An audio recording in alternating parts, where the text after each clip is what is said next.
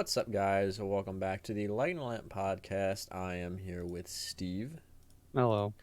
as always, and we've got some coaching news going on in the NHL.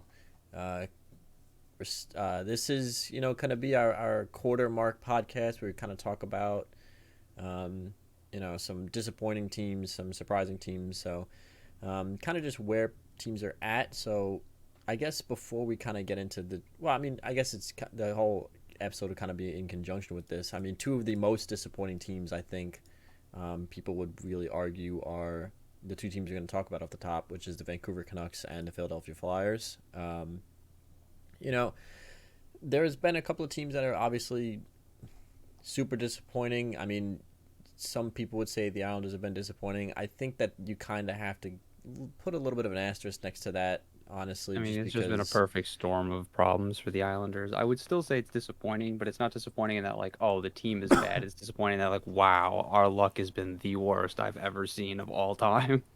Yeah, like you can, the 13 game road trip to then lose your best defenseman, Ryan Pollock, to sit for 6 weeks, and then you lose your second line center for 3 to 6 weeks, and then your entire And team then, goes out on COVID list. and then your And entire Bridgeport team goes down with COVID too, and it's just like, and the NHL forces you to play out 5 games that you really shouldn't have, so you basically take 5 losses at the hands of the NHL. So there's been a lot of mitigating factors for the New York Islanders. So I'm not gonna sit here and tell you that they haven't been disappointing because obviously as an Islanders fan, it's been incredibly frustrating. But unlike the two teams that we're going to talk about, there's been several, yeah, in fact, outside that's kind of what I'm factors that saying. have Yeah. contributed to their downfall. But Vancouver currently sits at the bottom of the Pacific Division, 9-15-2 with 20 points. Philadelphia Flyers, pretty similar, 8-11-4, 20 points, seventh place in the Metro. Both recently fired their head coaches. Will start in the Metro since we talked about the Islanders for a little bit there. Philadelphia Flyers, they fire Alain Vigneault. He was coach for a little over 2 years. He took over April 15th, 2019. He gets canned December 6th, 2021. So about 2 years and give or take, 8 months or so. So what happened? Mike Yo is the um, interim coach. We'll get to some picks for his replacement, Oof. but what happened in Philadelphia? Because I this team on paper It should is have been a good. pretty good hockey club. like I mean, I don't know. I think the real issue could have been I saw whenever I didn't watch the Flyers a lot, right? Because they play out of market. But when I did see them play teams here in the tri-state area, they always seem to have a lot of the same problems that the later era AV team Ranger teams had. Primarily like the inability to defend the middle of the ice. Like they, I don't know what it is, but they cannot stop the puck from getting into high danger areas in front of their net, and they just Carter Hart has no chance. People seem to be like, complaining about him, and listen. I know Carter Hart's been disappointing. He's on my fantasy team, but I don't think it's all his fault here. Like I think overall the structure was just not there. Like they weren't well coached anymore. I sent you a clip, I think it was last week, where on a breakout, the Flyers attempted to like make just this like leave. all or nothing. Yeah, they made this all or nothing play. The blue line missed, and two of their wingers just like flew. They were just gone. So it's like when you have plays like when you're making plays like that, it's like kind of like no wonder you're losing. My question was just like, why did it take the Flyers so long? I feel like they should have made this move last year after the season ended, to be honest. I really thought like I thought they should have been better last year than they were, and I just think they should have made this move earlier. So I think it's a little too late for the Philadelphia Flyers here because they tried everything else but making a coaching change. They changed out sorry. They tried to rework like their entire decor. They added Ryan Ellis, Rasmus Ristolainen, and then they went out and shipped out Jake Voracek and brought in Cam Atkinson. Like they shipped off Nolan Patrick. Like they made a lot of big roster changes that I mean some of them were needed, but I don't think they were all warranted because I don't think it was the team that was the problem. I think it was the coach, you know. Yeah, I mean, when you look on paper, there's not really a super glaring weakness on this roster outside of really, I guess you could say that they don't have that true elite goal scorer. But like up and down, center core, right? You got guys like Claude Giroux, Sean Couturier, Kevin Hayes, Scott Lawton, Nate Thompson, like these really competent centers. On the wings, you have guys like Cam Atkinson, Joel Farabee, um, Travis Travis Konechny, Konechny. You've got even JVR. JVR, right? So I guess really the only thing you're really missing up front would be like a Tarasenko, but it's not like they don't have grit. They don't obviously they bring grit and spades. I mean Couturier and Giroux play a I mean, very that's just physical game. that's Like the Philadelphia Flyers' identity, right? I feel like if they tried to play a pretty brand of hockey with no grit, I feel like they'd be run out of town. yeah, and then you look on D, it's like you have Justin Braun, Kevin Connaughton, Ryan Ellis, who Grant has been hurt for most of the year. Provorov, Ristolainen, Sanheim, Keith Yandel. Again, a D cord that not only brings a little bit of offense from guys like Keith Yandel and Sanheim and Provorov, but one that realistically speaking should be able to defend pretty well with guys like Justin Braun and I mean, you know, Travis Sanheim's no shrinking violet. He's 6'3". Like Ryan Provorov's a big kid. Ristolainen is 6'4", 221. I mean, and obviously in your net you have Carter Hart, so it's just like I was gonna ask the question, do you think it's the coach? But I guess the obvious Oh answer yeah, sorry, I just is like ranted on about it, but yeah, well, I no, thought it no. really was the coach. Well, if you want to talk about it, just run with it. But I mean, yeah, I agree because when you look on paper, I don't see like a glaring reason as to why this hockey club should be as bad as they've been because it's not even like they're underperforming, they're in the middle of the pack, like they're just not living up to, it's like no, they've been bad, like Like really bad. awful. I mean, like they've been terrible. Like there's no other way to put it, and it's just so strange because like they really, I don't know, I don't know what the issue is. I don't know why AV's teams seem to want to defend this way, but like it just I don't know. It makes the whole team look terrible. Like it makes them look like they've never played hockey before. Like they're getting rolled over by teams and losing like 7-1, 6-2. Like I mean the game it's against the bad. Avs the other night was like what, like 7-6. It's like you should not be allowing 7 goals. Yeah, you shouldn't be scoring 6 goals and then being in a fight for your life on the ice. Like that's not how you should be playing hockey games. Yeah, and one of the things is, I guess the next question would be, I don't think either one of us think Mike Yo's the answer because I don't think either one of us Oh really think no. he's a very good coach. But I guess of the coaching prospects that are out there, do you think that they should go out and get somebody outside the organization, maybe bring somebody up from the AHL? Like, what is your opinion on that situation? Yeah, I'm not really sure what coaches are really out there anymore, so I'm not really sure. I mean, what is it? I said they should try to get in touch with, I think Detroit has Jim Montgomery on the coaching staff as like an assistant. And I was saying like they should just reach out and give him a shout and see if he'd be allowed to be interviewed.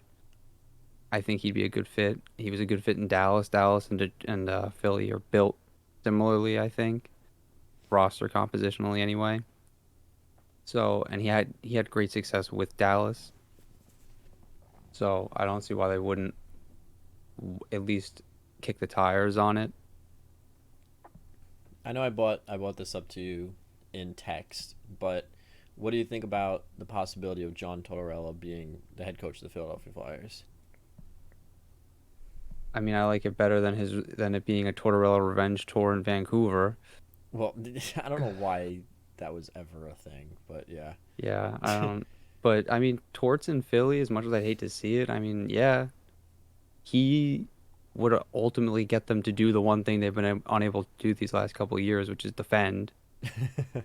So, I mean, it can't go any worse, right? Like, I think the thing that would be nice about Torts in Philadelphia is that there's a glaring, obvious need for defense, and if there's one thing that Tortorella teams do, it's defend. And At the expense of everything else. Yeah.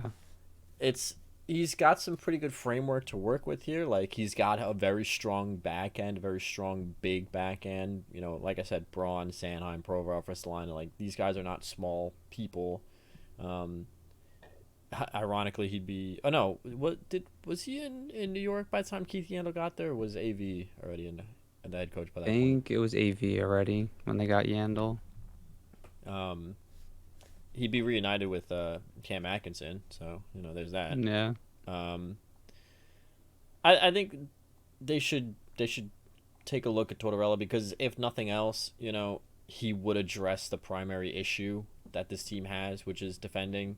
Um, but they I mean, gotta if try you're, something. Like, yeah, and if you're Philadelphia and your team, that's like, I mean, they look like they were like retooling there for a couple of years. If you're trying to signal that now you're trying to compete and be one of like the top dogs in the Metro, why not go out and get a guy who's proven he can do that? You know what I mean?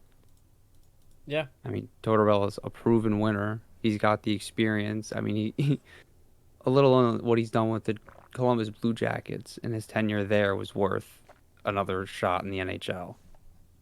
and for what it's worth, So, there's really no like superstars for him to run out of town in Philadelphia. I mean, Claude Giroux, but Claude Giroux's so ingrained in that organization. I feel like he's going to do whatever it takes to win, right? He just wants to win a Stanley Cup. Yeah. So I feel like him and Tortorella are going to fucking fit together perfectly. It's going to be like him and Callahan all over again. So speaking of team that John Tortorella coached for some strange, weird reason, Vancouver Canucks also went out and canned not only their head coach, but they went out and canned their general manager. Um, Yeah. Jim Benning's gone, Travis Green's gone, pretty much the entire coaching staff gone. Um, Bruce Boudreau has been hired as the head coach of the Vancouver Canucks. They shut out the LA Kings in their first game under the new head coach. Um, Obviously, that doesn't mean a whole lot because generally speaking, when teams make coaching changes, the next game is a pretty good game for them because they're all trying to impress the new guy, so to speak. So, Yeah, and you don't really see like the changes until like days or weeks later anyway. Vancouver is another one of these teams that I thought should have been better last year, and definitely thought they should have been better in a pretty weak Pacific Division, all things considered. I mean, for the love of God, like you should not be behind some of these other teams. You know, You shouldn't um, be running behind the LA Kings. unlike the Flyers, I mean there are some things on this team that obviously needed addressing. But also unlike the Flyers, this is a really really young team. Brock Besser, Bo Horvat, Elias Pettersson, Vasily Podkolzin, Quinn Hughes.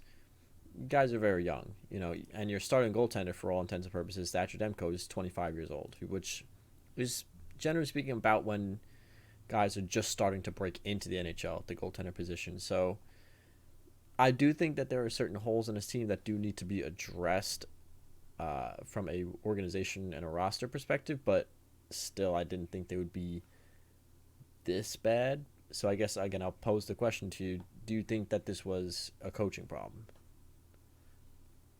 I I'm not so sure, to be honest with you. I think it's like a 50-50 here because I really think some players in or some key players have been dramatically underperforming over the last couple of years. I mean, Elias Pettersson, granted he was injured for a lot of last year, but even then wasn't up to playing up to his normal standards. This year he certainly isn't playing up to his normal standards. Brock Besser hasn't been great. So I don't think it was all Travis Green's fault, but it's like the old adage, you can't fire the team, so you have to fire the coach. So the more interesting thing was I think firing the general manager. Travis Green Yeah, Travis Green, I'm sorry. Jim Benning was the actual general manager. But or I think it's Travis? Wait, interesting. no, Travis Green's a coach. What am I talking Yeah, about? yeah, that's what I'm saying. Yeah, I used the wrong name before. But I think it's interesting. that they fired him because I felt like he had a plan at least at some point. It seemed like he had a plan in the front office and was building towards something. I don't know if maybe it got away from him in the last couple, or ownership felt it got away from him in the last couple of years, or maybe like that playoff run they went on a couple of years ago set expectations higher than he thought were realistic and was trying to see his plan out, and they didn't see eye to eye anymore. But I think it's interesting to let the guy go at this point. Yeah, I mean, I thought that for what it was worth, that Jim Benning did a pretty good job setting this team up from a contract perspective. I mean, they really don't have any like super bad, like complete albatrosses of contracts holding them down. A lot of those bad contracts they managed to get rid of. They got rid of the Louis Erickson, or they just expired. The Louis Erickson contract, chief among them.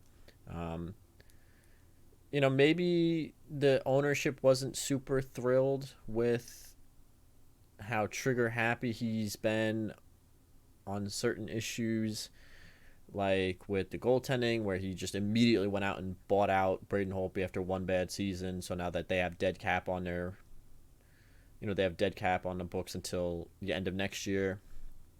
Ironically True. enough, like this is the last year that they'll be paying that Luongo recapture penalty, so that'll be coming off the books. But next season they're going to have 2.4 million in dead cap between Braden Holtby and Jake Virtanen buyouts. So I don't know. I thought that he did a fairly good job. Maybe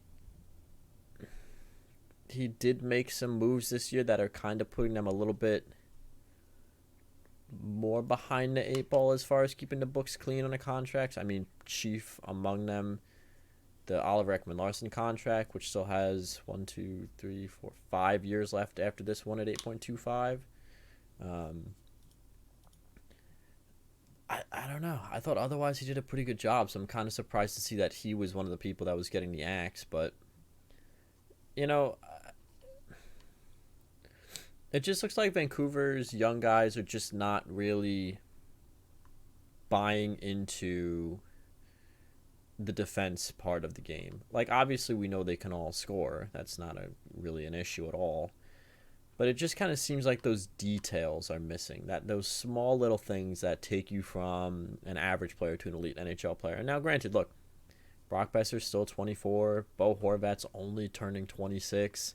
Elias Pettersson is 23. Vasily Podkolzin is 20. Niels Hoaglander's 20. Like, yeah, these guys are still young. I mean, even Quinn Hughes, for his, as much of as he looks like a veteran on the ice, is only 22. So I don't hate the firing, but I mean, how much more can you try to progress these guys until you sit back and you have to listen? Like, they just kind of have to learn as they go. Like, Yeah. you can't force, like, not everybody is going to come into the league as an 18-year-old and play like he's 33. Not everyone is Sidney Crosby, or not everyone is even like Pavel Datsyuk, who even when he came into the league immediately he was one of the best defensive players in the NHL. Like, some guys just take a little bit to kind of and the defensive part of the game usually, generally speaking, takes a little bit more to round out than your offensive game. So I don't really know if this is going to change much. I think I would like to see them bring in a developmental type coach with how young this team is, but or not bring in. I mean, obviously they have Bruce Boudreau, right? Maybe I would like to see him take a little bit of a developmental role, which is not something he's really typically used Known to. for. So we'll see. I mean, they bought in a guy that's pretty much used to coaching veteran teams between his time in Boston and his time in Anaheim. And And Washington. yeah, so I mean, we'll see. Maybe that's their thought process: is let's get a guy who's used to coaching vets, and he'll kind of the kids will either sink or swim, right? They won't have a choice at that point. But that could be dangerous. I mean, when you look at certain players, and certain coaches that haven't really gotten that mix. I mean, you look at Barry Trotz and some of the things that he's done with some of the young guys on the New York Islanders. I mean, Josh Hosang and Kiefer Bellows kind of chief among them. When you have a coach that is like, hey, either get it right or you're not playing, sometimes those guys don't play. So, I don't know. What do you think about Bruce Boudreau and his fit on Vancouver? I think it's like hiring John Tortorella all over again. It's like putting a square peg in a round hole, man. Like it's you're taking a guy who's known for getting veteran teams over the hump and like competing, and you're putting him on a team full of guys who are haven't even necessarily shown you they're even ready to compete yet. I mean, the average age of their forward core, for what it's worth, is 26, which is incredibly young. Yeah. And the average age of their defense core is only 29, which, all things considered, is pretty young in and of itself. Like, most NHL D cores tend to trend into the 30s in average age. Or I at mean least the veterans. when they're ready to compete, they do. I mean the veterans on this team are like 26 years old. Like it's like Bo Horvat's like the veteran on the team, and he's not even that old. Yeah, I mean, we think of JT Miller as like the old man, but like he's only 28, so. So I guess maybe that's what they're thinking is like bring in a guy who's been there to show them what it takes to win. But I don't know. I think it might end up they might have some misplaced I guess hopes maybe for what he could achieve with a team. Because I mean, if the team chafes under his reign, then like what's the point? Yeah. You're just gonna sink again anyway. So now you're even worse than you were before. Now you're competing for a lottery pick. Yeah, I mean, we'll see how these new coaching changes work out. So, we'll do some quarter mark stuff here. Kind of talked about some disappointing teams already. So I guess who is your most disappointing team so far in the season? Probably, I'll probably have to go with the Colorado Avalanche. I feel like they haven't been as good as I thought they would be.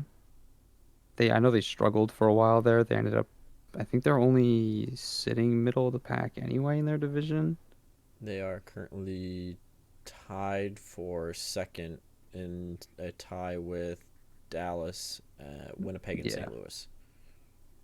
but I mean, I thought they'd definitely be better than 13-7-2.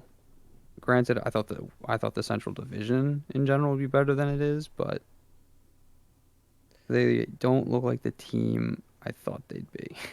That I'll just like from where they were trending, I really thought this was going to be the year where they would just win the Central Division, no doubt, and just run with it, especially with having their top line altogether healthy for the first time to start the season. So, but So I'm gonna say I'm gonna, you know, if the Islanders hadn't gotten a nuclear detonation's worth of bad luck, obviously they would be my pick. But I'm gonna give them a pass because literally it's like some like ancient voodoo curse has been placed on the team this year. So my most disappointing team, I'm gonna have to go with Chicago Blackhawks. I mean, with all the hype coming into the season, when you look at what they did last year, almost making the playoffs with no Jonathan Tays, basically no Kirby Doc. I think he only played like 4 or 5 games toward the end of the regular season. Um, no real veteran established starting goaltenders. And then they come into this season, Jonathan Tays is back, Kirby Doc is healthy, Patrick Kane gets to play with him again. They bring in Seth Jones. They go out and get Jake McCabe. They go out and get Marc-Andre Fleury. And all it's amounted to is a 9-13-2 record, completely outside the playoffs, currently sitting 11 points outside, or they're currently sitting 8 points outside their division, and still, again, 8 points outside the wild card. It's just like, Seth Jones has come as advertised. He's got 22 points in 24 games. Patrick Kane, 21 points in 20 games, but Kirby Doc, only 9 points in 24 games. Definitely a disappointment. Dominic Kubalik, only 8 points in 24 games. Marc-Andre Fleury, been well documented. His struggles in net is 7-9 record with a 2.82 and a 9.13, which, I mean, like, granted, listen, most of it's not really been his fault, but I do have to say, I haven't been thrilled with how he's looked, all things considered, in the net. Oh yeah, I forgot they went out and got Tyler Johnson too. I forgot about that. Well, he's been hurt. So did I. Yeah, he's been hurt. He's only played 8 games, but just so much like when you compare on paper this team to last year's team, this year's team is far and away a much better hockey club, and yet they've been almost unwatchable at points, and it's just disappointing, man. Like I knew that they were going to struggle in a Central Division, which is pretty stacked, competing with teams like Minnesota, Colorado, Dallas, Winnipeg, St. Louis, Nashville. But, geez, I mean, 20 points. I mean, you're sitting behind the Sharks and the Kings in the standings, and it took them how long to get a win to start the season? It was just nothing was really going right for this team, and it's still not really going all that well, all things considered. I mean, didn't they make a coaching change earlier this year? Yeah, because Colleton went out and got himself. I'm pretty sure Jeremy Colleton went out and got himself canned. Let's see. Yeah, I'm pretty sure we talked about it on the show. Yeah. So, and then obviously, of course, you can argue that there's been some outside factors influencing them, but it's not been anything directly on the ice. Like the whole investigation had nothing to do with their players, essentially. So I don't really think that's much of an excuse. So yeah, my most disappointing team award definitely goes to the Chicago Blackhawks. Who's been the most surprising team for you so far? I'm gonna go with the Calgary Flames. I I thought on paper this team has always looked good, right? Like the last couple of years, you've been saying the same thing. Like in a fairly weak Pacific Division, their roster is probably the closest thing to complete in the whole division, and they really should be competitive. And they usually aren't. I don't know why. I don't know what it is, but for some reason, the last couple of years they've been huge disappointments. So I guess my expectations were so worn down and so low to see them actually performing up as well as they should be, realistically, is a surprise. I could have picked a team like Anaheim, which I think is like playing well above water right now, but I think Calgary surprised me because of how sustained their success has been this year so far. You know what I mean? Like, it doesn't matter. It's not. I don't see any sign of it slowing down because I don't see any reason for it to slow down. You know what I mean? Like Anaheim to me right now is playing above water, but there are reasons why. Like there's some guys that are just playing on another level right now. Like Troy Terry having, what was it, like 26 points in 20 games or whatever it was at one point. Like that's ridiculous. That guy, that's a pace that he's never been on in his career before ever. You know, Ryan Getzlaf having like a renaissance year all of a sudden and having 20 points in 20 games. So I don't see it as being as sustainable as Calgary's success is. Yeah, I think that's pretty fair. As far as my most surprising team, I'm gonna go over to the East, and I'm gonna say the New York Rangers. Not because I thought they were gonna be bad, but I didn't think they were gonna be this good. Rangers currently sit 16-4-3 with an 8-1-1 record at home and 8-3-2 record on the road. They've just been flat out great. And then when you look at point percentage, I believe that they would be first place in the Metro in terms of point percentage, only 3 points back of Washington with 3 games in hand. Man, who would have thought that when you balance out the roster with a little bit of grit, that you would actually be able to kind of turn basically a team last year that was middle of the road for most of the season into a team that, I mean, what year is it? Is this 2014? Is it, did we turn the clock back 7 years, Yeah, they've been good, man. I mean, it also helps that we went out and got a competent head coach. I mean, not any knock at David Quinn, but like clearly the guy is not up to the task, I guess. Because with largely us the same roster, minus like some smaller additions, right? Like they had Sammy Play, Barkley Goudreau, gotten Patrick Nemeth on the back end, Ryan with Reeves. largely the same Ryan Reeves, right? With largely the same roster that David Quinn had last year. Gerard Gallant has them sitting second place, like firmly in second place in the Metro Division, arguably the toughest division in the whole league. Which doesn't surprise me because this Rangers team actually really looks a lot like those really young Panthers teams that Gallant was doing some pretty good things with, you know. Um, Before he got unceremoniously canned for some reason. a lot of talent up front, some really good talent on the back end as well. Shesterkin unfortunately had to leave the game the other day, but they said he's only going to miss maybe up to a week. So good news for the Rangers on that point. Still got Alexander Georgiev, so no. It looked a lot worse than it turned out to be, which is good for them because it's not all rainbows and sunshine in Manhattan. I do think that we're kind of seeing, I made that joke about turning the clock back to 2014, but we are kind of seeing a little bit of the similar situation where Shesterkin is kind of covering up for a lot of mistakes, so we're not really seeing them as much. We're not really seeing them as mistakes because it's like, oh well, they still won the game. They didn't puck and didn't end up in the back of the net. Meanwhile, a large part of the reason is because of Shesterkin, kind of like Lunk was carrying the Rangers did in the early years. But But all that all being that to be said, said, that's not necessarily a bad thing in the short term.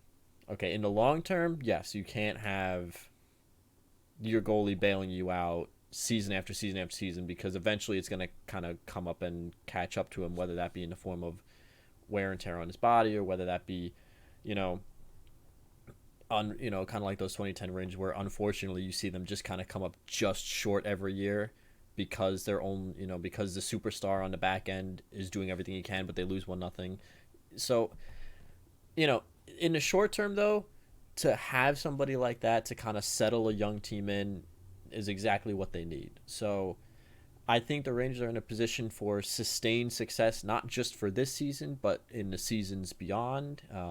Some pieces at some point are going to have to be replaced, obviously, but for the most part, generally speaking, most of this roster is fairly young. So, the Rangers are in a position for success. I just hope. My only hope for the team is that this is not, again, a case where wow, the Rangers look really good when really it's like, no, actually Shesterkin looks really good. But we'll see. I think that the Rangers are in a good spot. So, who is your most surprising player of the season so far? this is a tough one. Because I have a couple, honestly, if you want me to go ahead while Yeah, you you kind go of think. first. Um, So I'm gonna take a look. We're going to Motown, the Detroit Red Wings with a 13-9-3 record with 29 points and currently sitting in the second wild card spot. Don't think that's sustainable, but I No, mean, man, how good has Lucas Raymond and Moritz Seider been for these guys? Like Lucas Raymond coming into the NHL, a 19-year-old Swede, you know, out of Gothenburg, Sweden, comes in and right now 10 goals, 12 points or 12 assists for 22 points in 25 games. And the most impressive part to me is he's a +3, which is not easy to do on this team. Despite their record and despite them winning games, they're still not a great defensive club. And so for him to be a plus is pretty impressive. And he's only got 4 PIMs, which is huge. I mean, the old saying goes, it's hard to score from the box, and Lucas Raymond has kind of proven that. Maybe Lady Byng candidate. Obviously, I think if he keeps this up, definitely a Calder Memorial Trophy candidate. And, on the other end of the ice, on the back end, Mo Seider, 20 years old, 6'4", 197-pound German, 3 goals, 14 assists, 17 points. He has 2 overtime game-winning goals so far. And again, one of the more impressive things about him is he's a +3. I mean, this kid is the real deal. I mean, his game-winning goal against the Sabres was absolutely nasty. His game-winning goal against the Islanders was an absolute rip. And he can defend. Like, he's looking like, not to like push the envelope here on a 20-year-old, but it looks like those couple extra years overseas have really helped him round out his game to be a well-rounded, complete player. Um, so yeah, I mean, my two most surprising players. Not that I thought Mo and Lucas Raymond were going to be bad, but they've just been like And on they've been elite. another level for the Detroit Red Wings. So yeah, it's good to see because you guys know. Um, I like the Red Wings. They're one of my favorite teams in the NHL. So, who's been your most surprising player to date? So I'm gonna go with with Nazem Kadri, the Colorado Avalanche. I think. I mean, he's got 31 points in 21 games. So in addition to bringing his normal, reliable two-way, gritty game that I think they really rely on, he also manages to find a niche and step up and put up 31 points in 21 games, which I don't even think he was ever on a pace like this in Toronto when he was unarguably just as good a team, or if not a better offensive team. You know what I mean? So I just think that's been really surprising. I didn't expect him to be the leading scorer on this team that includes Nathan McKinnon, Gabriel Landeskog, and Mikko Rantanen. Yeah, you're not wrong. I mean, he's been really good. I mean, he had a couple of goals the other night in that wild game against the Flyers, and he's been something else. So I mean, he's been a man on a mission. It's almost as if he's out to prove that, like, maybe he's not.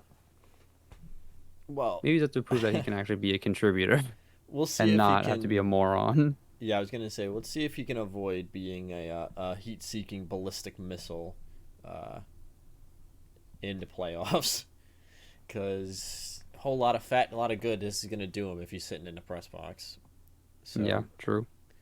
we'll go to most disappointing player, and I have a lot of candidates. You could name a couple of players on the Islanders for this, but again, I'm gonna stay away from them because there's been things they can't really control. So, most disappointing player for me, I'm gonna have to go with Cole Caufield on the Montreal Canadiens.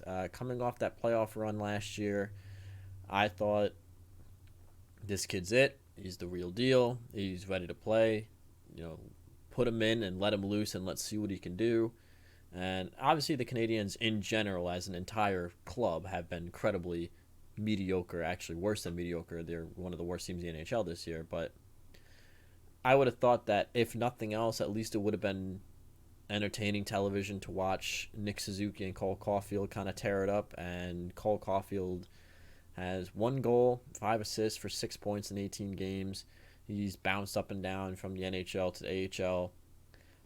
I don't know what happened. Maybe it's a little bit of a sophomore hangover, but he doesn't look as confident with the puck as he did in the playoffs. Like, this kid in the playoffs, like, the freaking cojones on this kid to do some of the things that he was doing in the playoffs as a 19-year-old blew my mind. Like, this kid, especially when they were like down 3-1 to Toronto, like the things he was still trying to do, I was like, all right, listen, somebody's got to calm this kid down because, like, he's going to do something dumb and cause the team problems. But no, like, he went out and he did his thing and he was an effective player. But this year, it looks like he's just not as confident. He's not trying the things that are making him successful. Maybe he's a little gun shy, kind of taking a couple hits so far this season, a couple of big hits. I don't know. I don't know what has to be done with Cole Caufield. But, again, he's only 20. He's still learning the game. He's only 5'7", 166. So maybe if he pulls the Jack Hughes and kind of has an off season where he just bulks up a lot, maybe that'll help him get things back on track. So who has been your most disappointing player this quarter? I guess I'm gonna go with Kirby Doc in Chicago. I had a lot of really high expectations for him. I thought reuniting him with Kane was going to produce a lot of success, at least offensively, and as you said earlier, clearly not the case.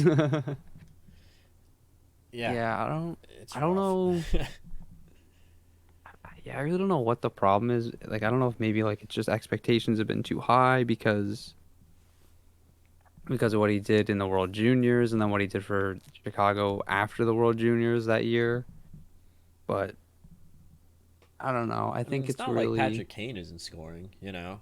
well, that's really it, right? Like, it's not like Kane. Well, I mean, Kane's the only one scoring, right? Him and Him DeBrincat. and him and DeBrincat and Jones, like the this team is very very top heavy in their stats right now because Jones has 22 points, Kane has 21, DeBrincat is 19, the next closest guy is 11.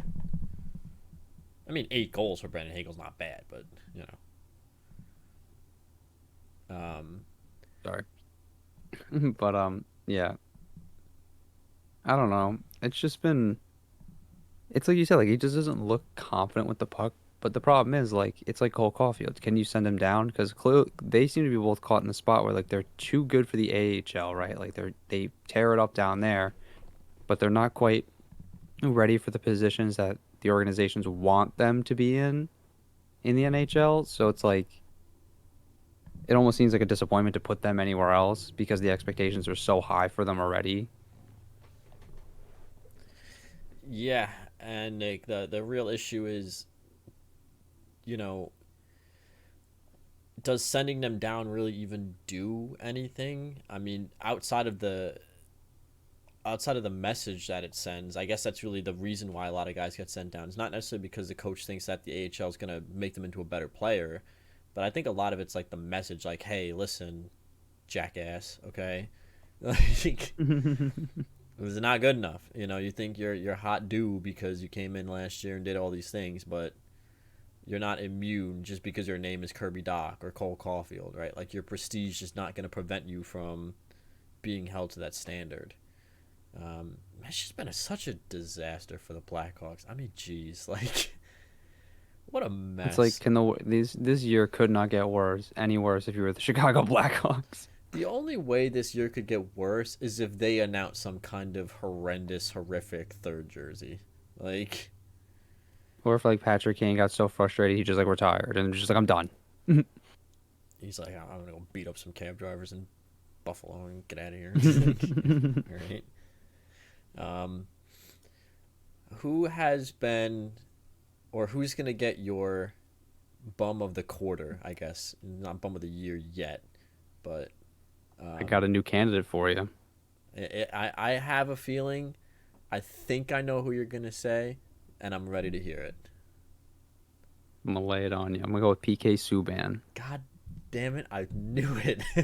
Bro, I mean, What how is can he not be wrong the? with him? That's what I'm saying, bro. Like, how can he not be the bum of the year when he's literally slew footing people and he like, and not even just because he did it to a Ranger, bro, but like he slew footed Sammy Blay and the guy's out for the year now. Like, He's it been was like a, slew it footing was, everybody. but that's what I'm saying. Like, it was only like we talked about it literally like the week before he did it to Sammy Blay. We were like, they have to, there needs to be a stronger message because he's going to hurt somebody, and bada bing, boom, there he goes. Out goes Sammy Blay for the whole year with a destroyed ACL. Like. What, when are we gonna actually do something and stop this fucking guy? Like, you can't. Once is an accident. Twice maybe is an accident. 3 times that's a pattern, bro. Like now you're just doing it to people. You know what I mean? And the league clearly understands that there's a pattern and clearly knows that it's a problem. So I don't know why they haven't just suspended him for it yet. Like he's hurting people now. Yeah, man, I Like I think get I it, you're think a I'm shit player like now, but like fuck. I think I'm done going to bat for PK Subban because like when he got to New Jersey that first year and he was as bad as he was, my argument was he's going from a team that just made the Stanley Cup Finals in Nashville to a very young, very bad New Jersey Devils hockey club. He clearly doesn't trust his teammates because he's trying to do too much. Maybe when he gets in a couple years, you know, get some better teammates, things will kind of settle down, right? Then last year, not much better, was hurt, missed some time, things kind of went downhill. So I was like, you know what? Like, he was hurt a lot last year. I still think Subban's got something in the tank. This year he comes in, his stats aren't bad, 1 goal, 9 assists, 10 points, but like, he just woke up and decided my calling card is going to be that I kick people's skates out from underneath them now, which you don't need to do because you're 210 pounds. So, like, you don't need to be slew footing dudes. I don't To know. me, slew footing is arguably like one of the dirtiest things you can do in the sport. Because you're defenseless on the way down. Well, yeah, and you're defenseless the whole way through. Like, how do you defend yourself from a guy coming up and just kicking you in the feet? Like, especially from behind, like the way he has been doing it, you know? Like, it's so blatantly dangerous and so just in disregard for the safety of his fellow players. Like, you don't do that to somebody unless you're trying to hurt them. You know what I mean? Yeah. It's not like I don't even know. Like, I can't think of anything comparable because like you only do this if you're trying to be like, yo, I'm gonna just fucking end this guy real quick. Like, it's essentially like throwing an elbow. Like, you don't throw an elbow like a real like chicken wing elbow unless you're like, yo, I'm just gonna take this dude's head off real quick. You know what I mean? It's like that level of dirty and blatant. Like, where like you clearly have no regard for this dude or his safety. Yeah. It's gutless, it's stupid, and it's unnecessary. Like, you don't ever need to slew foot somebody. Like, there are times when there are certain penalties that you just kind of have to take, right? Like, guy gets to the front of the net all alone on a breakaway. Sometimes you just got to throw the hook in there. Or if somebody beats you to the front of the net and he has the puck on his stick, sometimes you just throw out the cross check because you'd rather take the penalty than let him get the scoring chance, right? Like, there are penalties in the NHL that are necessary penalties or what we would call good penalties. I have never ever seen a necessary slew foot in my entire life. So for him to be, I get not even like it's not even like this is something that has happened a couple times here and there. It seems like it's something that he's incorporating into his play style intentionally as like a common feature, where it's like, oh, we're going in the corner. I could either wrap him up and take him into the boards, poke check him from behind, or slew foot him, and I'm choosing option 3 every single time. And it's like, that shouldn't even be an option. Like, you shouldn't have ever downloaded that DLC into your options pack. Like, I'm done. I think I'm done vouching for him. I think I'm ready to admit that PK Subban's career is over. Like, he's bad. He's just a bad player. He's a bad. I'm Seems not kind gonna. of like a bad dude and bad dude on the ice. On the ice, yes, because he's off the ice. He's one of the best ambassadors for the game that we have. Absolutely, 100%. I'm not taking anything away from him off the ice. Like, great guy, does phenomenal charity work, donates untold millions of dollars towards children's hospitals every year. Phenomenal person off the ice, but on the ice, like, do we need to show this dude a Rorschach test and like get him checked out? Because like, I don't know what's happening. Like, are we gonna show him the ink blots and he's like, oh, that's a slew foot and that's a slew foot? It's like, that one's a slew foot. It's like, yes, because these are videos of you. Like, I guess, he is my bum of the quarter. I guess I'll give an honorable bum of the quarter mention to the art and marketing departments of the Nashville Predators and the New Jersey Devils. Actually, my honorary mention is the art and marketing department of the Nashville Predators, with a super honorable mention, very close second runner-up to Mr. Uncle Daddy himself, Martin Brodeur, who designed those awful piece of trash New Jersey Devils jerseys that we now have to unfortunately watch on television on the ice. I'm not even going to blame the Devils marketing and art department as much, because are you going to be the guy that says no to Martin Brodeur? Like, when you're working for the Devils? Especially because Marty Brodeur is your boss. Yeah, like when Martin Brodeur walks into the art department and he's like, of the New Jersey Devils, and he's like, here's my design. Are you going to be like, you know what? Mr. Image of my team, one of the greatest players who've ever played for my hockey club and currently my manager? No, this is awful. I mean, you should, but are you going to?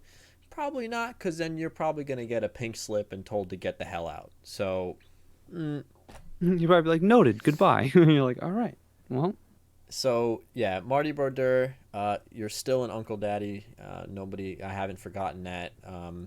Congrats on your adultery, and also congrats on having, apparently, which I didn't know, an absolutely awful taste when it comes to jerseys, because yeah, that's like one of the worst things I've ever seen in my life. So, congrats, dude.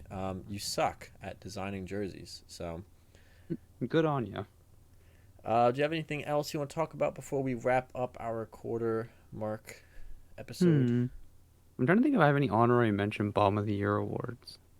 I know I kind of went off about the marketing department, but yes, No, you're good. Like it's true. I'm just trying to think because like PK Subban was like the obvious one, and I'm just trying to think of what else. Like there were some other guys. the Chicago Blackhawks organization.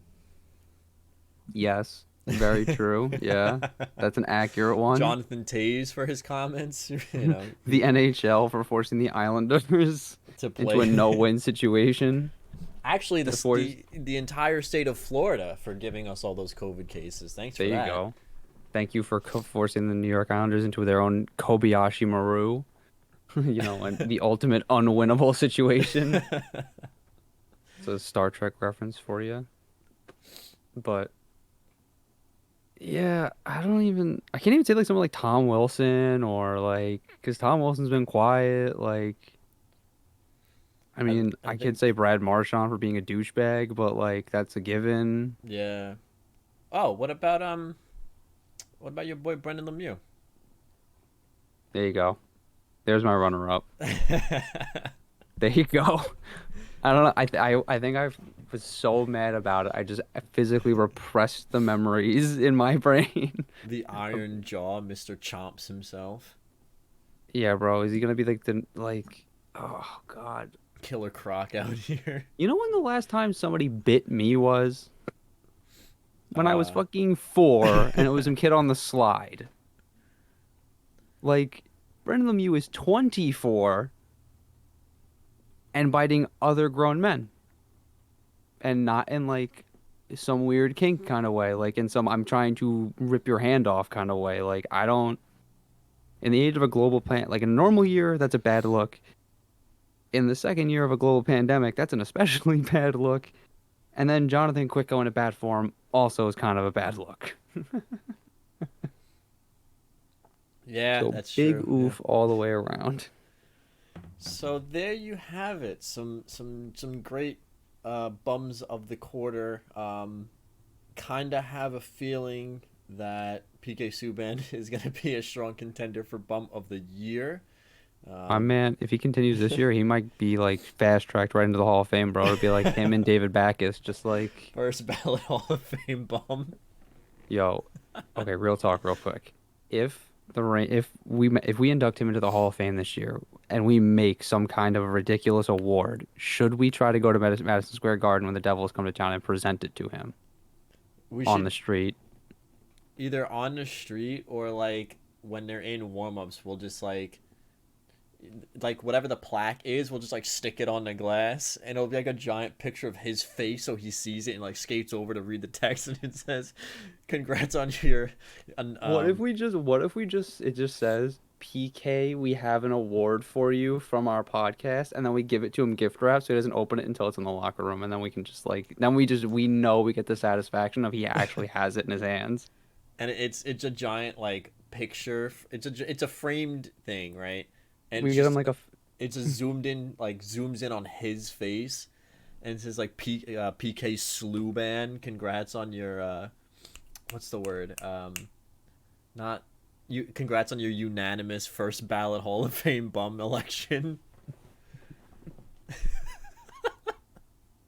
Bro, it's just like we just make him like one of the fake. We just recreate the actual Hall of Fame like ones where it's just like the picture of his face and then like the text about his career. PK Subban slew foots per game 3.4. Injuries caused per season. Just like have some of his stats read out at the bottom. Has the honor of being only the second unanimous induction into the into the Bum Hall of Fame. behind David Backus. Uh, yeah. We'll And see. I honestly, mean, the only reason David Backus is even in there is because it's a meme at this point. yeah. My man hasn't done anything to earn that in the last I don't know how many years. You just called him a loser during the. So for those of you that don't know, the running joke with David Backus is before the podcast was actually a thing. Steve and I had done a couple videos, like just talk about the NHL, on the channel that this podcast used to be uploaded to, Legit Brownies Gaming, and those videos are still up. And at the end of one of the videos, Steve said something to the effect of, and David Backus is still the biggest loser on the planet for accepting that contract. For forcing the Bruins into forcing them into the worst contract I think in the NHL. And then we did a video the year after, and Steve ended that video with saying David Backus is still a huge bum. So it's kind of just gone on from there. So. But David, just want you to know, if you're out there, you're in the Hall of Fame. If you want your plaque, you can reach out to us on social media. We'll get one made for you if you want it. PK Subban couldn't go more than 2 games without slew-footing somebody, and that makes him tonight's big loser. Hey PK, slew-foot somebody. Slew-foot's a guy. Now do it again. We need to make. I'm gonna make that a meme. I'll post it to our Twitter. The friggin' impractical jokers guys. Oh my God. This tonight's biggest. And that makes him tonight's big loser. All right. We've ragged on PK enough. We'll talk about him at the end of the year. Like I said, some of the other guys, like, I don't know if they're gonna keep being enough of a bum to be bum of the year, but I think Subban's he's making a hard push for it, to be sure. He's the early front runner. So yeah, next week we'll just be talking about whatever the hell happens in the NHL, which it's the National Hockey League, so there's always something to talk about. So I want to thank you guys for watching, and we will see you guys again next time.